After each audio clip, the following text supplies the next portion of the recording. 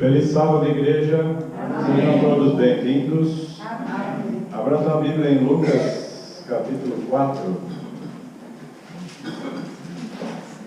Lucas 4, 18.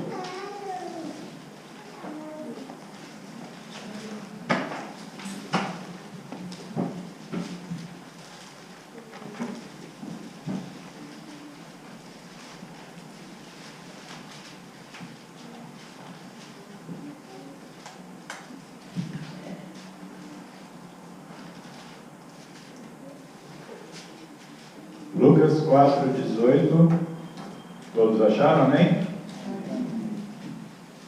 Na verdade, nós vamos ler a partir do verso 17.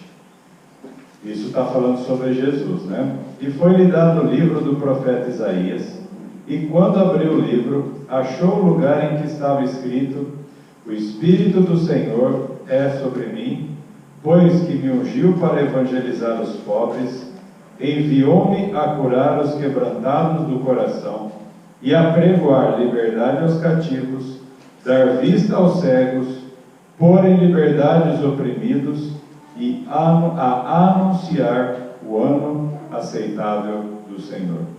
E, cerrando o livro, tornando a dá-lo ao ministro, assentou-se, e os olhos de todos na sinagoga estavam fitos, estavam concentrados em Jesus. Nós vamos continuar o discorrer disso em outras aberturas, mas o que eu gostaria de chamar a atenção é a quantidade de coisas que está escrita. Ungiu para evangelizar quem? Os pobres, curar os quebrantados de coração, aqueles que estão com doenças na alma, liberdade aos cativos, dar vista aos cegos, liberdade aos oprimidos e anunciar a volta do Senhor. A volta do Senhor não, o ano aceitável do Senhor, que se não houver arrependimento, haverá a condenação. E tem um livro chamado Caminho a Cristo, onde a senhora White diz assim: isso que nós acabamos de ler, essa foi sua obra. Ele saía fazendo bem, curando todos que estavam oprimidos por Satanás.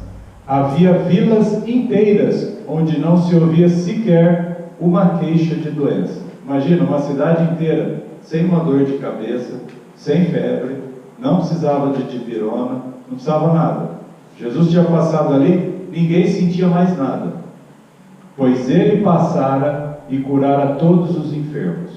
Sua obra era evidência da unção divina. Amor, misericórdia, compaixão estavam presentes em cada ato de sua vida. O seu coração, de Jesus, se movia em meiga simpatia para com as pessoas. Ele olhava para as pessoas e ele queria ajudá-las.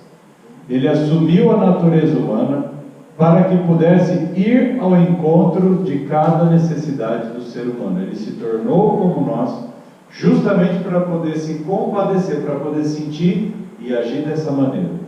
Os mais pobres e humildes não temiam aproximar-se dele. Tem pessoas que a gente até fica com medo de chegar perto. Todo mundo queria chegar perto de Jesus.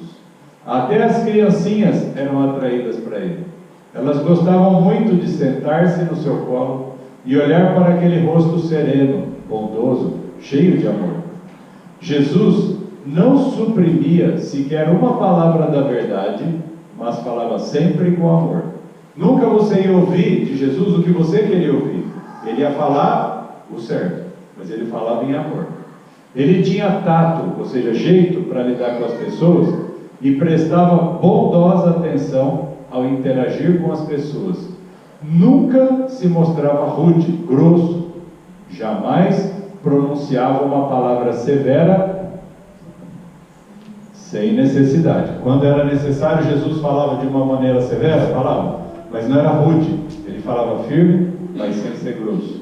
Evitava causar dor desnecessária a uma pessoa sensível.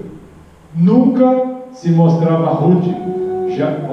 Esse aqui repetiu um pedacinho, as 3 primeiras linhas repetiu.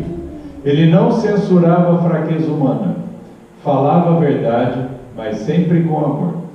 denunciava a hipocrisia, a falsidade, a incredulidade e a iniquidade, mas suas repreensões rigorosas eram sempre proferidas com lágrima e tristeza.